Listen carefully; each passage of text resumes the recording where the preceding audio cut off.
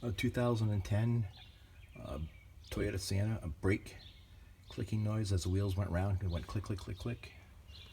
Took it apart, found that the spring retention cap was actually impacting back lug nut studs. Tore it apart and found the retention pin all bent to hell and almost bent straight, which of course let the cap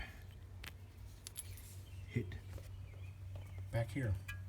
So I'm gonna throw in some new parts. Amazing, the springs aren't that big to bend that much. I guess a little corrosion, wear and tear. Later.